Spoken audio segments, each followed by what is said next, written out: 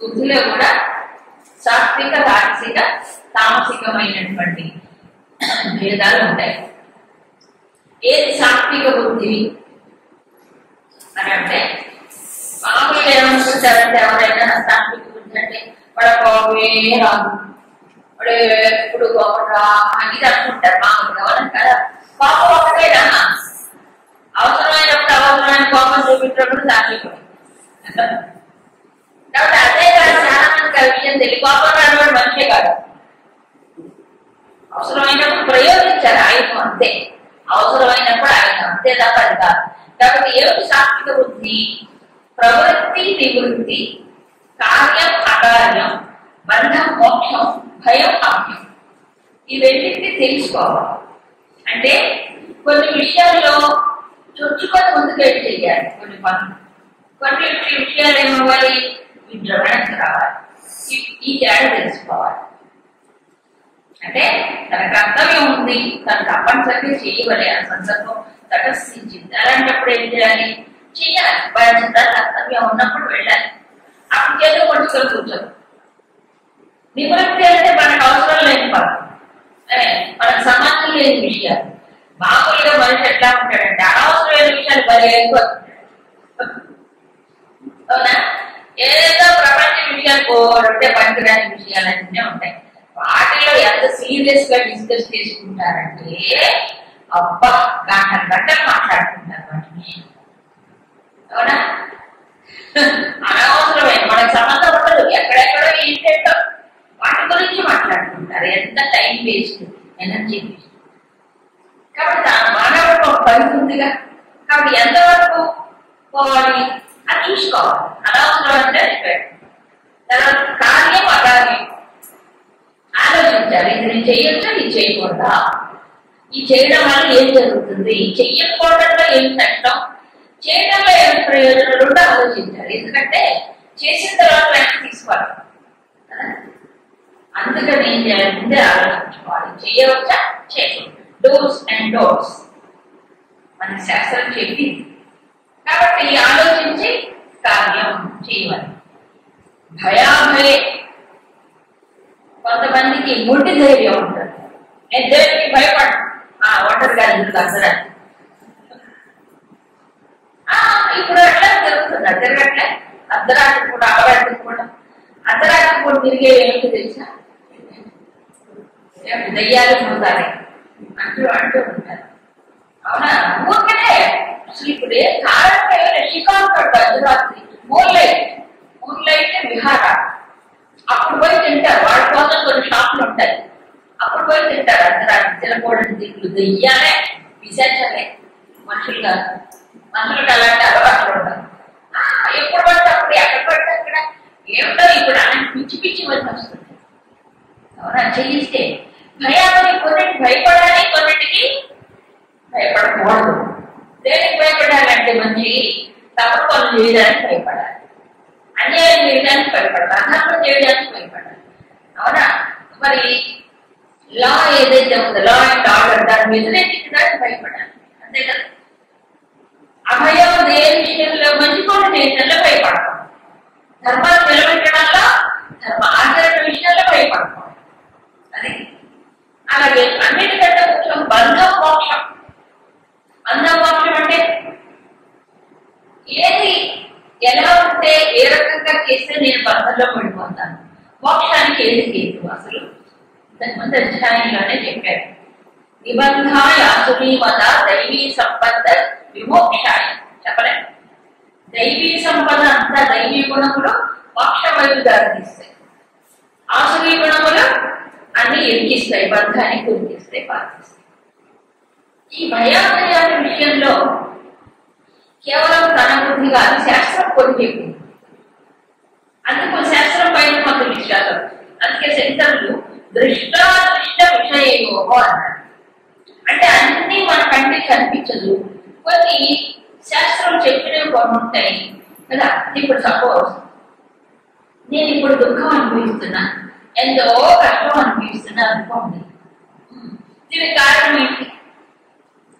వెంటనే మనిషి అది ఇది బయట కారణం చూస్తాడు. నా దుఃఖాలన్నిటికీ బయట అయితే కారణం అనుకుంటాడు.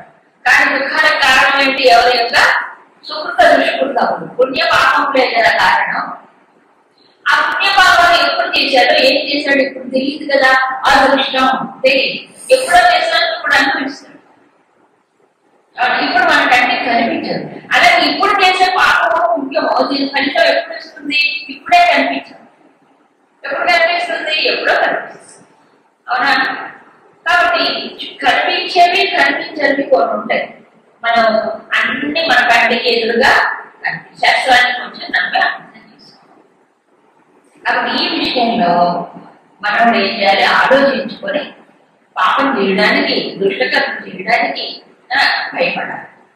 దీనికి ఫలితం తర్వాత అనుభవిస్తాను నేను. ఇప్పుడు తెలివితేటలతో కోర్టు కన్నా కప్పవచ్చు, అవునా? లేకపోతే ఏమైనా ఎవరికైనా కప్పవచ్చు, ఏదో సుఖం పొందొచ్చు, డబ్బు సంపాదించుకోవచ్చు. కానీ అప్పుడు ఉన్నాడుగా రాసుకునేవాడు కదా. అప్పుడైనా తప్పుతుందా? అనుభవించాలి. అది మీకు అర్థం కాదు ఇప్పుడు, అంటే కనిపించింది కాదు. అందుకు భయపడాలి. దేనికంటే చెప్పండి, తప్పు పనులు చేయడానికి వీటన్నిటికీ భయపడాలి. భయామే. అందుకని నేను నిర్భయం, అభయం, సత్వ సంశుద్ధి అంటే ఆ అభయం కాదు. ఇక్కడ భగవంతుడి పైన ఆధారపడి సర్వశక్తివంతుడైన పరమాత్మని ఆశ్రయించిన వాటిని భయం ఉండదు. అలాంటి వాడు తప్పుడు పనులు చేయడు. ఆ అభయం లేదు, ఇక్కడ భయాభయాలు లేదు. రెండింటికి తేడా. ఇక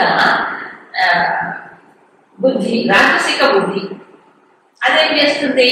ధర్మాధర్మములు కానీ కార్యాకార్యములు కానీ, అంటే ఇది ధర్మమా ఇది అధర్మా, చేయొచ్చా చేయకూడదా అనే విషయంలో అయథావత్ ప్రజాన, అంటే ఉన్నట్టుగా తెలుసుకోలేదు. కన్ఫ్యూజన్ ఉంటుంది, అండర్స్టాండింగ్ అవగాహన సరిగ్గా ఉండదు. Confuse state. అంటే ఒకసారి చేస్తే బాగుంటుంది, అవ్వకపోతుంది చేయకూడదు, అమ్మో ఇది చేయకూడదు, అమ్మ చేయాలి అంటే ఎవరైనా ఏదైనా చెప్పారు అనుకోండి, కొంతమంది విచిత్రం, అసలు స్థిరత్వమే ఉండదు వాడికి. తనకంటూ స్థిరమైనటువంటి ఒక ఆలోచన కానీ ఉండదు. ఎవరేం చెప్తే ఊగులాడుతూనే ఉంటాడు. అవునా?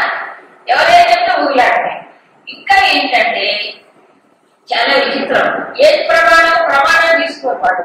వాడు చెప్పారు, వీళ్ళు చేశారు, అందులో నేనట్లా చేశాను అంటే స్థిరమైనటువంటి ఒక స్టాండర్డ్ ఉండదు. కాబట్టి అయథావత్ కన్ఫ్యూజన్ వస్తుంది, చేయవద్దా చేయకూడదా అనే విషయం. అందుకని ఇది రజసిక, అంటే ఊగులాగా ఉంటుంది, అవగాహన లోపం ఉంటుంది. కాబట్టి సరైన నిర్ణయాలు తీసుకోవాలి. అలా ఉన్నాయి. ఇక పూర్తిగా రివర్స్, అధర్మం ధర్మం. ఇది తామసిక బుద్ధి. అధర్మమే ధర్మం అనుకుంటాడు. తమసామృత, తమస్ అంటే ఏంటి? చీకటి కప్పివేసినట్టుగా ఈ తమస్సు బుద్ధిని కప్పివేస్తుంది. అన్ని సర్వాంగ విపరీత, అన్ని విపరీతంగా, విపరీత వినాశకాలే విపరీత బుద్ధి అన్నది కూడా జరిగింది. బుద్ధి చెడిపోతుందండి. వాడు వినాశనమైన సమయం వచ్చినప్పుడు బుద్ధి చెడిపోతుంది. బుద్ధి చెడిపోతే ఆగిపోయినట్టే మంచి. అందుకని ప్రతిదీ విపరీతంగానే ఆలోచిస్తాడు, వ్యతిరేకంగా తీసుకుంటాడు. కొంతమంది అంతే ఏం చెప్తే వ్యతిరేకం, దాన్ని సరిగ్గా అర్థం చేసుకోకపోవడం ఒకటి, పూర్తిగా వ్యతిరేక అర్థం ఉంటుంది. ఆ బుద్ధి అలా రివర్స్లో పోతుంది అన్నమాట. కష్టం. ఇకపోతే ధృతి అన్నారు. ధృతి అంటే మానసికమైన స్థైర్యం. బుద్ధి ఏమో నిర్ణయిస్తుంది, ధృతి ఏమో దాంట్లో నిలబెడుతుంది, ఆ నిర్ణయానికి కట్టుబడేలాగా చేస్తుంది. సో బుద్ధి ప్రధాన పాత్ర వహిస్తుంది. బుద్ధి ఏ నిర్ణయాన్ని తీసుకుంటుందో వాడి ధృతి కూడా ఏమవుతుంది, దాన్ని బట్టి అవుతుంది. ఆ విషయాన్ని గట్టిగా పట్టుకుంటాడు. ధృతి అంటే స్థిరత్వం, దాంట్లో నిలిచి ఉంటుంది అన్నమాట. స్థైర్యాన్ని ధృతి అంటారు. ఎలాగో చెప్పాడు. అవ్యభిచారిణ్య యోగేన మనః ప్రాణ ఇంద్రియక్రియ ధారయతే. యోగములో ఏ యోగం? దృష్టి చెదరనటువంటి ఏకాగ్రమైనటువంటి దృష్టితో చేసే యోగం. యోగం అంటే పరమాత్మతో అనుసంధానం. దీంట్లో తన యొక్క మనస్సు, ప్రాణములు, ఇంద్రియములు ఇవన్నీ కూడా చదరని దృష్టితో నిలవడం, భగవంతుడు యోగంలో నిలవడం. అలా నిలబెట్టేటువంటి ధృతి ఏమిటి? సాత్విక ధృతి. అప్పుడు సాత్వికం అవుతుంది. అంటే మానసికమైన ఒక స్థిరత్వం. ఒక లక్ష్యాన్ని ఇది లక్ష్యం అర్థం చేసుకున్న తర్వాత జ్ఞాన దృష్టితో ఈ దాంట్లోనే ఉంటాడు. సో ఏ ధృతితో పట్టుదలతో మరి మనస్సు నిలబెట్టుకోవడానికి మనసు అంటే అక్కడ బుద్ధి కూడా కావచ్చు. బుద్ధి సాత్వికమైనప్పుడు అప్పుడు ఏమవుతుంది? సాత్వికమైన ధృతి కలిగింది. ముందు నా మనసును నేను నిగ్రహించుకోవాలి, నా మనసును నేను వశంలో పెట్టుకోవాలి, దాన్ని సన్మార్గంలో పెట్టుకోవాలి, సద్గతి కావాలి కదా, అలాంటి దృష్టి. రెండవది ఇంద్రియములు కూడా. ఇంద్రియ విషయాలు కూడా జాగ్రత్తగా అతి ముఖ్యం. ఎందుకంటే లాగపారేసే ఇంద్రియాలు, అవునా? ప్రపంచం వైపు లాగపారే ఇంద్రియాలే కదా. అందుకని ఇంద్రియాల విషయంలో ధారణ ఎప్పుడు ఏ లక్ష్యం పెట్టుకున్న లక్ష్యానికి అనుగుణమైనదే ఆ రంగంలో వెళ్ళిపోయేలా చూసుకుంటాడు. వాచ్ చేస్తాడు. వాచ్ చేయడం అంటే గేట్ దగ్గర వాచ్మెన్ పెట్టాడు, ఒకరు దొంగలు అందరూ ఉంటారు. ఏంట్రా వాచ్మెన్ నువ్వు ఏం చేస్తున్నావు? అది చూడమన్నారు కదండి, చూస్తూ ఉన్నానండి. వాచ్మెన్ అంటే చూడమా? కాదు, మరి ఏం చేయాలి? అనవసరమైన వస్తుంటే ఏం చేయాలి? కాదు, బయటికి తరివేసారు. అట్లాగే ఇక్కడ కూడా అంతే, అవునా? బుద్ధి నిర్ణయం చేసింది. ఆ నిర్ణయానికి అనుగుణంగా ఉండాలిగా మనిషికి అర్థం, ఆ స్థిరత్వం ఉండాలి. ఏ నిర్ణయం తీసుకుందో బుద్ధి ఆ యొక్క లక్ష్యానికి అనుగుణంగా ఇంద్రియములు, ప్రాణశక్తి, మనస్సు అంటే నిలబడాలి. ఏ యోగంలో నిలబడాలి. సో యోగంలో నిలబడ్డప్పుడు యోగం అంటే ఏంటి? భగవంతుడితో అనుసంధానం. అది సాత్వికమైన ధృతి. అది ఎప్పుడూ చదవదు. కష్టాలు వచ్చినా, ఆటంకాలు వచ్చినా, బాధలు వచ్చినా, ఆకర్షణలు వచ్చినా అది చదవకుండా ఉంటాయి. అప్పుడు కానీ భగవంతుడి యోగంలో నిలకడ రావాలంటే నిలబెట్టుకోవాల్సింది. వేరే మార్గం లేదు. ఇప్పుడు 6వ అధ్యాయంలో చెప్పాడు, యదో నిశ్చరతి మనశ్చంచలమస్థిరం తదసదహ్యం యైతద్ ఆత్మన్యేవ వశం నయేత్. మనసు ఎక్కడికెక్కడికైతే పోతుందో ఆ పోతే కాదు, మరి ఏం చేయాలి? మనసుని తీసుకొచ్చి మళ్ళీ ఆత్మలో భగవంతుడిలో నిలబడాలి. ఇది కదా. దీనికి ఏం కావాలి? సాత్విక ధృతి కావాలి. అంతేనా కాదా? ఎందుకో ఇది యోగం, పరమాత్మలో నిలవడం యోగం. ఇలాంటి పట్టుదల ఏదైతే ఉందో ఇంద్రియాలు వెళ్ళిపోతున్నాయి అనుకో. అందుకే భాగవతంలో ఇలాంటి విషయం చాలా చెప్పాను. మనకి ఇంద్రియములు ఏం చేస్తే ఇంద్రియములకు సార్థకత, కమలాక్షుల చెంచు కరములు ఆ మధ్యాహ్నం వాటి కోసం, అవునా? అంటే భగవంతుడిని చూసే కనులే కనులు, భగవంతుడిని పొగిడే నోరే నోరు, భగవంతుడిని గురించి వినే చెవులే చెవులు కదా, భగవంతుడిని ప్రకటించే చదువు, భగవంతుడికి ఉపయోగపడే హస్తములే హస్తములు. ఇన్ని ఎందుకు చెప్పాడంటే దీనికోసం. అన్ని ఇంద్రియ వ్యాపారములు కూడా దాన్ని భగవంతుడు వ్యక్తి. అలాగే మనస్సు, బుద్ధి, ఇది సాత్విక ధృతి. అంటే ఎప్పుడూ కూడా కన్సిస్టెన్సీ అంటే చూడండి. కన్సిస్టెన్సీ అంటే తన ప్రయత్నంలో ఎప్పుడు కూడా శతకూడదు, ప్రయత్నంలో ఉండకూడదు. ప్రయత్నం చేసేటప్పుడు సరైన దారిలో ప్రయత్నం చేయాలి. కన్సిస్టెన్సీ అంటే స్థిరంగా ఉండడం ఆ దారిలో, ఆ మార్గాల్లో ఉండాలంటే లక్ష్యాన్ని మర్చిపోకూడదు. నేను ఎందుకు సేవ చేస్తున్నాను, దేనికోసం ఇదంతా అనేది మర్చిపోకూడదు. ఇక రెండవది 34. యయాతు ధర్మ కామార్థాన్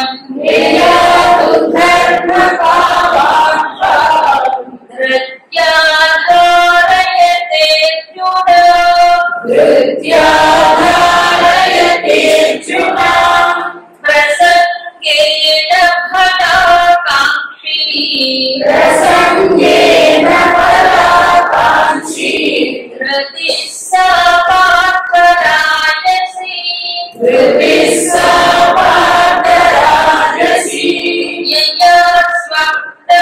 భయం శోకం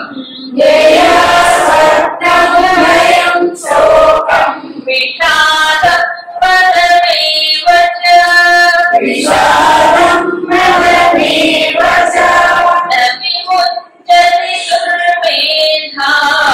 న విముంచతి దుర్మేధా పార్థ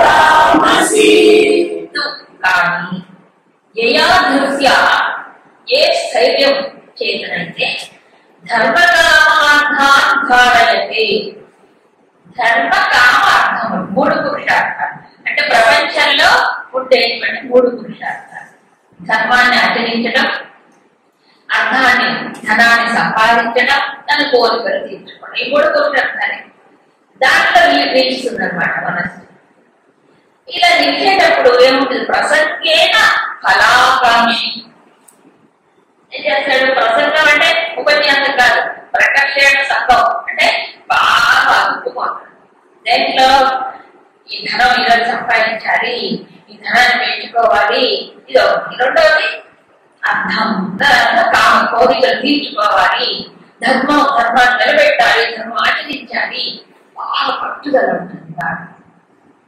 ఫలాకాంక్షి పట్టుదల ఉంటుంది కానీ ఫలితం కోసమే చేస్తాడు ధర్మాచరణ చేశాడు ఎందుకు ధర్మాచరణ వల్ల నాకు సుఖం వస్తుంది ధర్మాచరణ వల్ల పై పుణ్య లోకాలు వస్తాయి అక్కడ దుఃఖం అనుభవిస్తాను అని దృష్టితో చేస్తాడు అంటే దానం చేశాడు డబ్బు సంపాదించాడు దాని వల్ల మనకు మంచి జరుగుతుంది మనకి తీస్తాడు దేవుడు కదా ఇవన్నీ కూడా ఏమిటంటే ఎక్స్పెక్టేషన్ అది దాన్ని కోరి చేస్తాడు ఇష్టం ఉండదు ప్రసంగేన గట్టిగా పట్టుకుంటాడు ప్రకర్షణ సంభవం దేంతో అన్నింటితో ధర్మంతోనే ధర్మం అర్థం కామం వాటికి సంబంధించిన విషయాలన్నింటిలో కూడా ఇది ఉంటుంది సో దేని పట్టుకుంటాడు ధర్మార్థ కామములను 3 పురుషార్థములు ప్రాపంచిక వ్యవహారంలో ఏవైతే ఉన్నాయో వాటిని గట్టిగా పట్టుకుంటాడు ప్రాకృతికమైన ధృతి చేతి నిజమే ఎంత సంసారాలు నెలవు సొసైటీ నెలవు అవునా కదా సొసైటీ పురోగమనం సాధించాలంటే ఏం కావాలి ప్రోగ్రెస్ రావాలంటే ఏం చేయాలి ఇవన్నీ కావాల్సిందే ఏం కావాలి ధర్మ అర్థ కామం ధర్మానికి అనుకూలంగా అర్థ సంపాదన దానికి అనుకూలంగా ధర్మానికి అనుకూలంగా కామ పురుషార్థ కోరికలు ఈ 3 వల్ల సమాజం నిలుస్తుంది అవునా కదా మోక్ష పురుషార్థం కావాలని వేరేమో అతని యొక్క దృష్టి యోగంలోనే ఉంటుంది అంటే భగవద్ అనుసంధానంలో ఇంద్రియములు మనసు బుద్ధాన్ని వీటిపై దృష్టి కదా సో సాత్వికమైనటువంటి ధృతి సద్గతి ప్రాప్తికి ఉపయోగపడుతుంది సద్గతి వీటి దాటి వెళ్ళిపోవడం కాబట్టి అందుకని సూక్ష్మ శరీరం కదా ఇవన్నీ సాధన చేయాల్సింది అందుకు ప్రాణము మనస్సు ఇంద్రియములు చెప్పాడు వీటిని పూర్తిగా వశంలో పెట్టుకుంటారు ఈ రాజసిక ధృతిలో మోక్షంతో పనిలే విజ్ఞానంతో పనిలే ఈ 2 అవసరం లేదు జ్ఞానం ఎందుకు డబ్బు సంపాదించడానికి ఆ జ్ఞానం పొందుతాడు ఎలా డబ్బు సంపాదించాలి కరోడ్పతి అది పోయితే ఒక కరోడ్పతి ఎలాడో పోయింది ఇంకా ఇంకా ఇంకా ఎక్కువ దానికోసం ఎలా ఇన్వెస్ట్ చేయాలి డబ్బులు దేంట్లో పెట్టాలి ఇక్కడ ఎన్ని రకాలు వచ్చినాయో ఇప్పుడు అడ్వర్టైజ్మెంట్ అవే ఎప్పుడు ట్రైన్లో కూర్చోండి రియల్ ఎస్టేట్ అసలు కొన్ని పదాలు అయితే అర్థమే కాదు ఏంటో మాట్లాడు మాకు అర్థం కాదు లాంగ్వేజ్ లేదు కదా మీరు ఇది చేయాలంటే ఈ కంపెనీలో పెట్టాలి ఏం చేయాలి మీకు ఎలా బిజినెస్ ఎలా ఇప్పుడు ఇదంతా సంతి అలా అర్థం అవును ప్రపంచ వ్యాపారంలో ఇవన్నీ అవసరమే మాట్లాడుతుంది సామాన్య జీవనం గడిపేవాడికి ఇలాగే ఉంటుంది అయితే ధర్మాలు ఏదో ఉంటారు ఇప్పుడు ఏమైపోయిందంటే ఆ ధర్మం పట్టకపోయింది వీళ్ళు రెండింటే పట్టుకున్నాడు అర్థకామాన్ని పట్టుకున్నాడు అంతకు నష్టపోతున్నాడు జీవితంలో తాను నష్టపోతున్నాడు సమాజం యొక్క శ్రేయస్సుకి భంగం అయిపోతుంది అందుకే ధర్మం కూడా కావాలి రాజసిక వృత్తిలో ఈ 3 ఉంటాయి ధర్మార్థ కామ పురుషార్థాలు ఇక తామసి తామసిక ధృతి ఏమిటంటే అది లేదు ఇది లేదు, ధర్మార్థకాలు లేవు, మోక్షం అసలు ఆ ప్రసక్తే ఉండదు. మరి ఏమిటి వాడికి? స్వప్నం, భయం, శోకం, విషాదం, మదం అన్ని మధ్యలో చాలా ఏంటి స్వప్నం. కొంతమంది ఎప్పుడు కళలు కంటూ కూర్చుంటారు. ఏం కళలు? పగటి కళలు అంటారు. పగటి కళలు అంటే తెలుసు కదా, ఊరికే ఊహించుకుంటుంటారు. అంతే నేను ఇలా అయిపోతే ఏం జరుగుతున్నప్పుడు నాకు నేను పరిష్కారం, నాకు ఉద్యోగం వస్తుంది, అతను అక్కడికి వెళ్ళిపోతా, అప్పుడు ఇది సంపాదిస్తాను, వెంటనే ఇస్తాను. ఇదంతా ఊరికే ఏమీ లేదు, పగటి కళ. ఇక్కడ చూసుకుంటే ఇక్కడే ఉంటాడు అని ఊహాలోకంలో విధిస్తాడు తప్ప గ్రౌండ్ ఉంటుంది వాడికి, ఆకాశంలోనే ఉంటాడు. అవునా? అన్నట్టు వాడు ఏం సాధిస్తాడు? ఏం చేస్తాడు? పూర్తి కళాలంటే ఎట్లా? తర్వాత భయం, శోకం, మదం, విషాదం. భయం అయిపోయాడు కదా. భయం అంటే ఏంటి? అన్నిటికీ భయపడతాడు. అయితేనే కాదు దానికి భయం. ఎందుకంటే భయపడాలి? వాడి భ్రాంతియే భయాన్ని గురి చేస్తుంది. ఊరికే అందరికీ అమ్మో పడేస్తుంది, ఏం చేశారు, ఓ నాయనో అనుమానం పెరుగు, అందరికీ అందరికీ ప్రతిదానికి భయపడాలి. ఇలా భయపడితే ఒక్క పని ఇచ్చి దానికి అవసరమైన పనులు దాన్ని చేసుకుంటాం. భయానికి కనీసం ఒక కారణం ఉండాలి కదా, ఉండదు. అదొక సైకలాజికల్ వీక్నెస్ మనిషి. కాబట్టి ఇందాక చెప్పాడు భయే ఏమిటి? సాత్వికమైనటువంటి బుద్ధి ఉన్న వాడికి దేనికి భయపడాలి, దేనికి భయపడకుండా తెలుస్తుంది. ఈ తామసిక స్థితిలో అన్నింటికి భయపడుతుంది, అనవసరమైన దానికి కూడా సరే అది తెలియకపోవడం. ఇక శోకం, విషాదం, మదం. శోకం, విషాదం, మదం. శోకం ఏమిటి, విషాదం ఏమిటి చెప్తున్నాం. దుఃఖం, శోకం, విషాదం. ఇక్కడ గురుదేవుడు చక్కగా వివరణ చేశాడు. శోకం అంటే ఏంటి, విషాదం అంటే ఏంటి, మదం అంటే ఏంటి.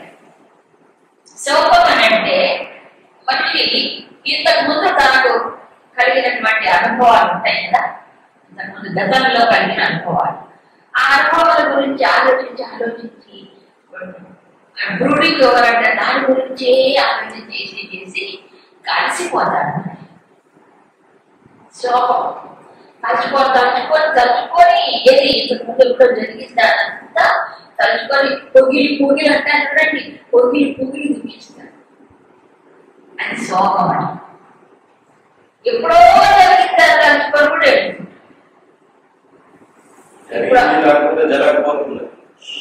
తర్వాత విషాదం. విషాదం అంటే జరగబోయి ఊహించుకుంటాడు. అవునా? జరుగుతుందేమో, అలా జరుగుతుందేమో అని అప్పుడే అనుకోలేదు. ఏంటో వాడు గెలిస్తే బాగుంటుందా, మనం గెలిస్తే బాగుంటుందా అని అర్థం కాబట్టి అంటే అర్జునుడికి వీళ్ళని చంపే ఇంకే ఫస్ట్ బాగా కూడా వేయలేదు. వీళ్ళందరినీ చెప్తే ఎంత పాపం వస్తుంది మనకి. అలా అర్థం 3 దినాలు కదా, నువ్వు ఎంత ఆలోచించాడు. అవునా? ఈ సమాజం అంతా కాడిపోతుంది, వీళ్ళందరూ చచ్చిపోతాయి. అవునా? కుల సంపాదన పోతాయి. ఎంత వర్తించాలా చెప్పాడా?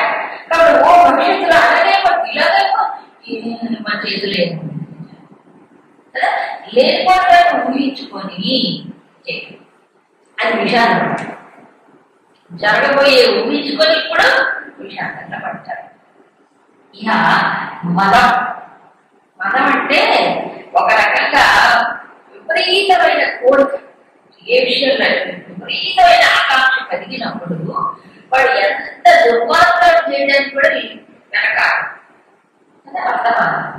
మదం, ధన మదం, అధికార మదం, తర్వాత కామం అనే మదం. కామాలు అంటారు చూడండి, ఏ వాడు కళ్ళు కల్పించదు.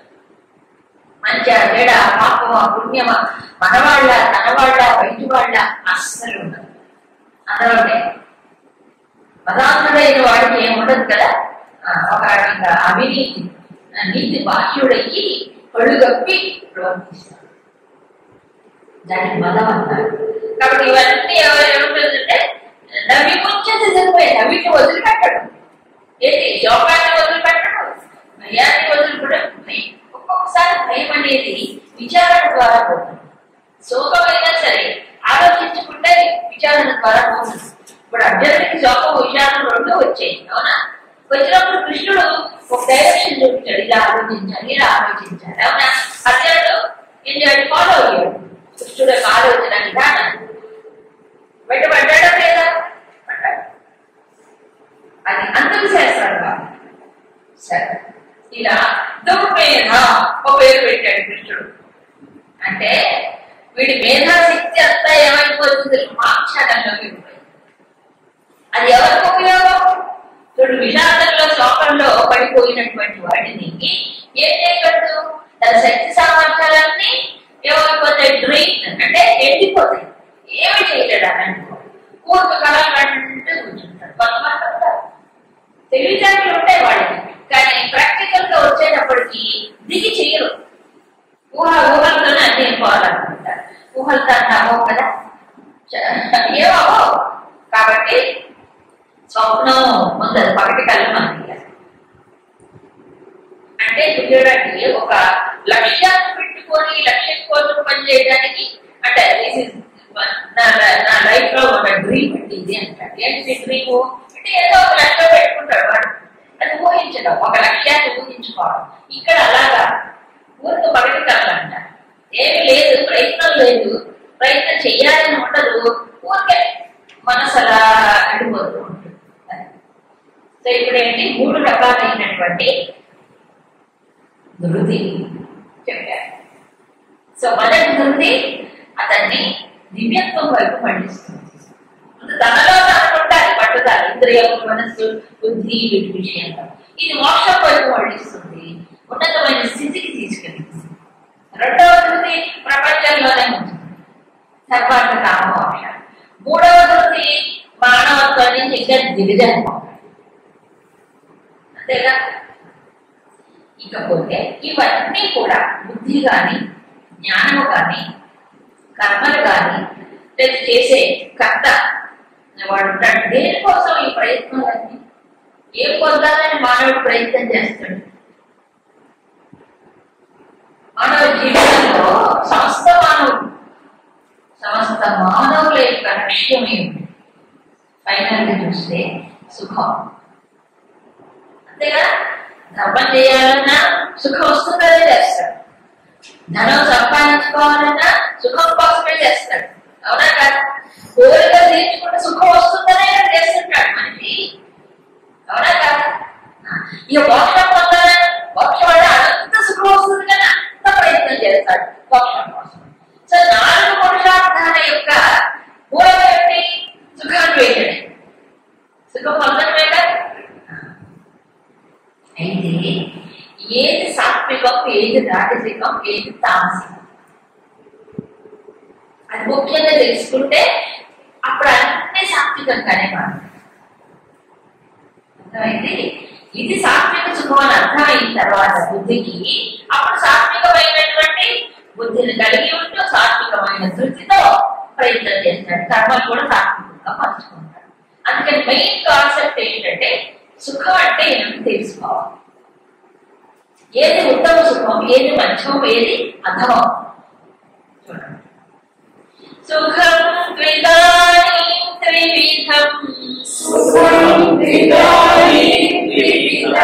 శృణు మే భరతరిషభ అభ్యాసాత్ ప్రమతే యత్ర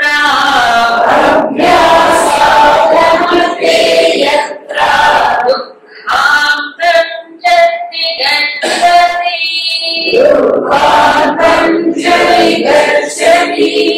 ఇదానీ త్రివిధం సుఖం మే శృణు.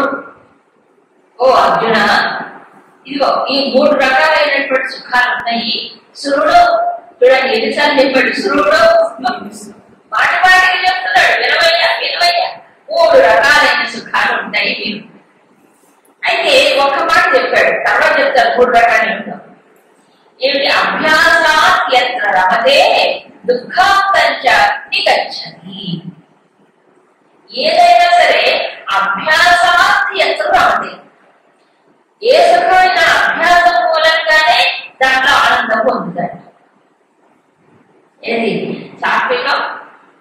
సాత్వికం తామసికమైన ప్రాక్టీస్ వల్లని అభ్యాసం వల్ల రమతే దాంట్లో రమిస్తారు. తర్వాత దుఃఖాంతర్చ విగచ్చతి అంటే దుఃఖం అనేది అప్పటికప్పుడు కాస్త తగ్గిపోతుంది. దుఃఖం అనేది పోతుంది, సుఖాన్ని ప్రాక్టీస్ అభ్యాసం వల్ల సుఖాన్ని పొందుతాడు, దుఃఖం తగ్గిపోతుంది. కాబట్టి 3 రకాలైన సుఖాలు ఉన్నాయి నాయన, నువ్వు తెలుసుకో. ఎందుకు తెలుసుకోవాలి? సుఖం యొక్క క్వాలిటీని కనుక తెలుసుకుంటే సోర్స్ ఆఫ్ హ్యాపీనెస్ ఎక్కడి నుంచి వస్తా సుఖం అని తెలుసుకుంటే, అది ఎలాంటి సుఖము అని తెలుసుకుంటే ఆ ప్రయత్నం చేయొచ్చు. చాలా ముఖ్యమైన విషయం. ప్రతి వాడు సుఖం కోసమే ప్రయత్నం చేస్తాడు, కానీ సుఖానికి సోర్స్ ఏంటి, మూలం ఏంటి, అవునా కాదా? అది నేచర్ ఆఫ్ ద హ్యాపీనెస్, అది ఎలాంటి సుఖం తెలుసుకోవాలి కదా. ఈ 3 శ్లోకాల విశ్లేషణ తెలుసుకోవాలి.